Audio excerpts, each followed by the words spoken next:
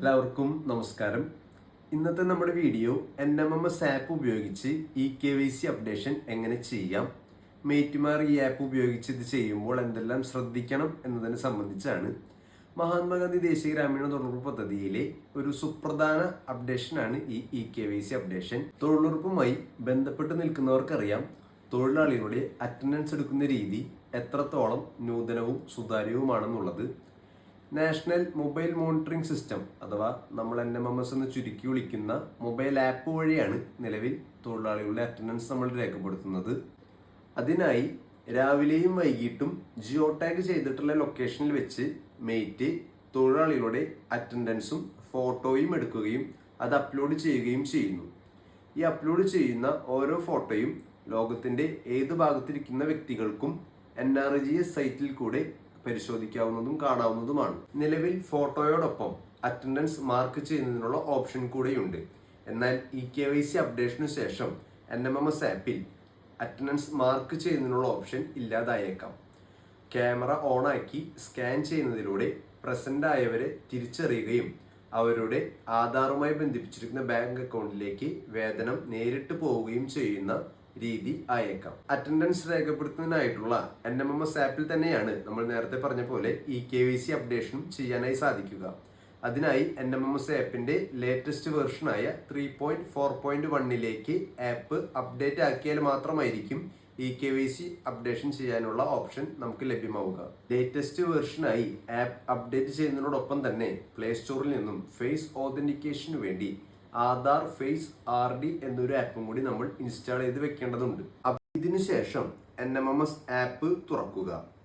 പഞ്ചായത്തിൽ device register ചെയ്യുമ്പോൾ ലഭിക്കുന്ന യൂസർ ID പാസ്വേഡ് ടൈപ്പ് ചെയ്ത് ലോഗിൻ ചെയ്യുക.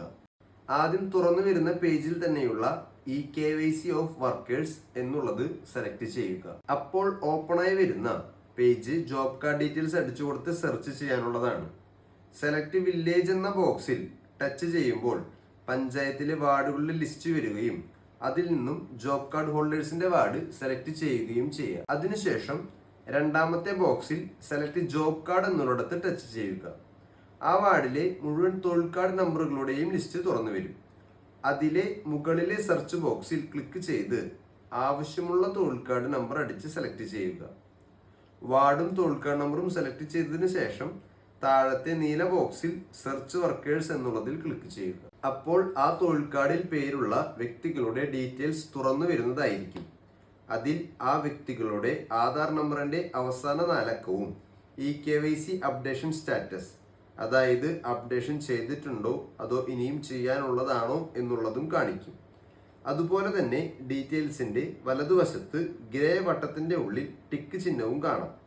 അപ്ഡേഷൻ ചെയ്തു കഴിഞ്ഞ് സക്സസ് ആവുമ്പോൾ അത് പച്ച കളറാവുകയും ചെയ്യും. അപ്ഡേഷൻ ചെയ്യുന്നതിനായി തൊഴിൽ കാർഡിൽ പേരുള്ള വ്യക്തിയെ മുൻപിൽ നിർത്തിയ ശേഷം ആളുടെ മുഖത്തേക്ക് കൃത്യമായ വെളിച്ചമുണ്ടെന്ന് ഉറപ്പുവരുത്തി ഡീറ്റെയിൽസ് എഴുതിയ ബോക്സിൽ ക്ലിക്ക് ചെയ്യുക. അപ്പോൾ ഒരു ചുവന്ന വട്ടത്തിനുള്ളിൽ ക്യാമറ ഓട്ടോമാറ്റിക് ഓണായി വരികയും അതിൽ സെൽഫി മോഡിലാണ് ക്യാമറ ഇരിക്കുന്നതെങ്കിൽ താഴെ ഇടതുവശത്തുള്ള ആരോ മാർക്ക് ചിഹ്നത്തിൽ ക്ലിക്ക് ചെയ്താൽ ബാക്ക് ക്യാമറ മോഡിലേക്ക് മാറുകയും ചെയ്യും. തൊഴിലാളിയുടെ മുഖം ചുവന്ന വട്ടത്തിനുള്ളിൽ ആവുന്ന രീതിയിൽ ഫോൺ അഡ്ജസ്റ്റ് ചെയ്ത് പിടിക്കേണ്ടതുണ്ട്.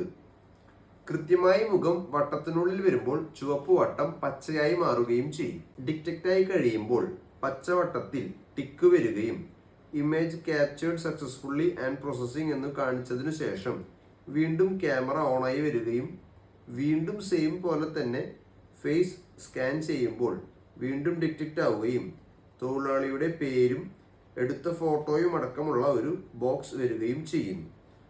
അതിനു താഴെ നീല കളറിൽ സേവ് ഡീറ്റെയിൽസ് എന്നുള്ള ബോക്സിൽ ക്ലിക്ക് ചെയ്യുമ്പോൾ KYC അപ്ഡേഷൻ പൂർത്തിയാകും. അപ്പോൾ ആദ്യം കണ്ട ഗ്രേ വട്ടത്തിനുള്ളിലെ ടിക്ക് ചിഹ്നം പച്ച കളറിലുള്ള വട്ടത്തിനുള്ളിലാകും.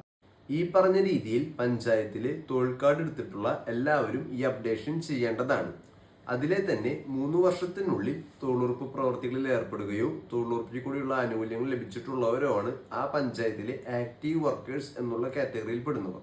അവർ നിർബന്ധമായും എത്രയും വേഗം മേറ്റുമാരുടെ അടുത്തോ പഞ്ചായത്തിലോ പോയി ഈ അപ്ഡേഷൻ ചെയ്യേണ്ടതാണ്. KYC അപ്ഡേഷൻ ചെയ്യുന്നതിനുള്ള നിങ്ങളുടെ മറ്റ് സംശയങ്ങളും ചെയ്യുന്ന സമയത്തുണ്ടാകുന്ന മറ്റു ബുദ്ധിമുട്ടുകളും നിങ്ങൾക്ക് കമൻറ്റ് ബോക്സിൽ ഇടാം. അതിനെല്ലാം മറുപടിയായി നമ്മൾ വീഡിയോകൾ ചെയ്യുന്നതായിരിക്കും. ഈ KYC അപ്ഡേഷൻ എത്രയും വേഗം നമുക്ക് എല്ലാ പഞ്ചായത്തുകളിലും പൂർത്തീകരിക്കേണ്ടതായിട്ടുണ്ട്. അതിനായി നിങ്ങളുടെ പരിചയത്തിലുള്ള തൊഴിലുറപ്പുമായി ബന്ധപ്പെട്ട എല്ലാവർക്കും ഈ വീഡിയോകൾ ഷെയർ ചെയ്യുക.